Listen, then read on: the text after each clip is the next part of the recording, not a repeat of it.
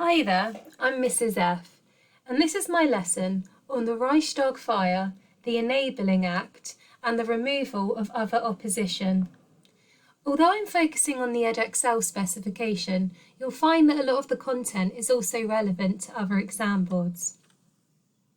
So, last lesson I had a look at how Hitler became Chancellor in January 1933. And over the next two lessons, we're going to have a look at how Hitler created a dictatorship. What I would really like to stress is that when Hitler did become Chancellor, his power was actually quite limited. First of all, his powers as Chancellor were limited by the Weimar Constitution, which actually gave Hindenburg, the president, a lot of power. If Hindenburg wanted to, he could force Hitler to resign at any moment. Only 2 of Hitler's 12 cabinet members were from the Nazi Party, and the Nazi Party only numbered about 1/3 of Reichstag deputies. So with his power being constrained, Hitler took every opportunity he could to try and increase his power, and he was very successful. By the end of 1934, he was a dictator with almost complete personal control over Germany. Hitler's first opportunity to increase his power was the Reichstag Fire, which took place on the evening of the 27th of February 1933. A young Dutchman named Marinus van der Lubbe was caught on the scene with matches and firelighters. He confessed and was put on trial with 4 others, although he claimed that he had acted alone. The other 4 were found not guilty and released, but van der Lubbe was not so lucky. He was found guilty and executed. The events surrounding the Reichstag Fire remain shrouded in mystery. There was some speculation that Hitler or the SA were involved and had actually organised the fire themselves as an excuse to damn their opponents. Van der Lubbe was mentally unwell and may have been persuaded to take the blame. But in some ways, it doesn't matter so much who really started the fire. What's more important is how Hitler used it to his advantage. Now, he claimed, alongside Goering, who was the new chief of police, that van der Lubbe was part of a wider communist conspiracy against the government, and it provided the perfect opportunity for them to attack the communists.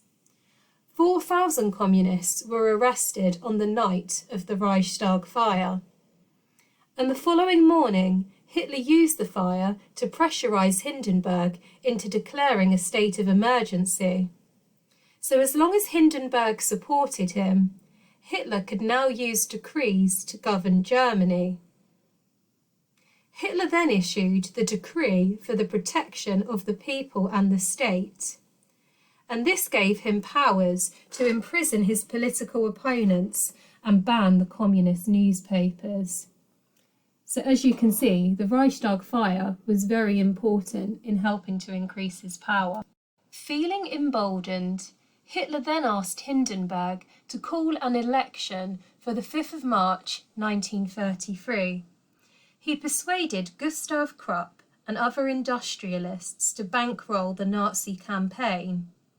These industrialists were now even more fearful of the communists gaining power, and 3 million marks were donated in just one meeting.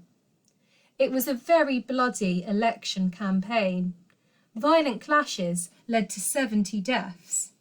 But since Hitler now controlled Germany's police force through Goering, it meant that he could ensure that the police turned a blind eye to the violence of the SA. Now, what's interesting is even with all the violence and intimidation, the communists still actually won 81 seats. And so what Hitler decided to do was to use his emergency powers to stop those deputies from being able to take up their seats in the Reichstag. The Nazis did manage to increase their own Reichstag members to 288, which, combined with the support of the other nationalist parties, gave Hitler a 2/3 majority, thus massively increasing his power. Now that Hitler had enough votes to change the constitution, he proposed the Enabling Act to the Reichstag. The full name of the law was the Law for the Removal of the Distress of the People and the Reich. It said that the Reich cabinet could pass new laws, that these laws could overrule the constitution of the Weimar Republic, and that the laws could be proposed by the Chancellor, Hitler himself. So in effect, the Enabling Act would change the constitution, giving Hitler the right to make laws for 4 years without the consent of the Reichstag.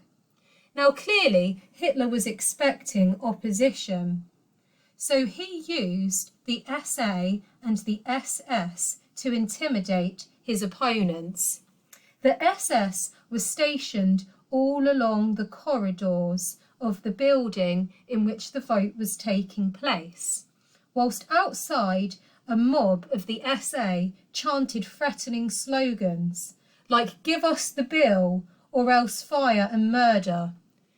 And the noise that they were making was very audible within the chamber itself.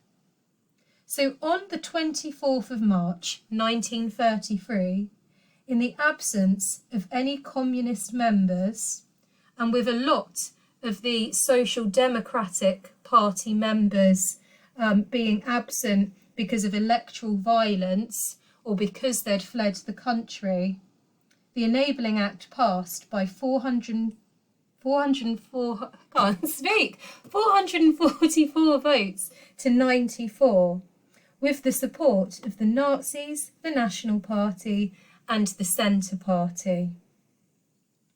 Now, the Weimar Constitution of 1919 was never formally abandoned, and the Reichstag did survive.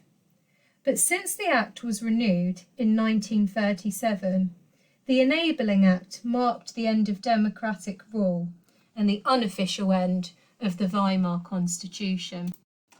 Now that Hitler had the power to pass laws without consulting the Reichstag, he was able to remove other potential sources of opposition, and he started by targeting the trade union.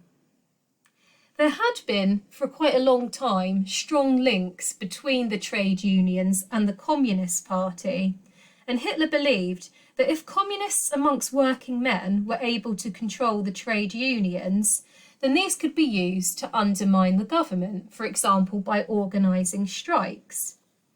So in May 1933, the Nazis broke into the trade union offices all over Germany and arrested their officials. And Hitler used his new powers to ban the trade unions and make strikes illegal. He then set about targeting his political rivals. And in May 1933, he attacked the offices of the Social Democratic Party and the Communist Party, destroying their newspapers and confiscating all their funds. A member of the Socialist Party recalled how the Nazis broke windows and came through the holes. They opened fire. Secretaries were driven with clubs and daggers and locked up for hours. The regular police blocked off the surrounding streets, with the Nazis looting the buildings under their very eyes. 2 months later, in July 1933, Hitler followed this up by issuing a decree to make all political parties in Germany illegal, except for the Nazi Party. So having removed his political opposition, the next step was for Hitler to strengthen the central government in Berlin, which he controlled, and to weaken local government in Germany. Now, under the Weimar Constitution, Germany had been set up as a federal state. So, under the Constitution, each region had its own parliament, which ran the local government in that area.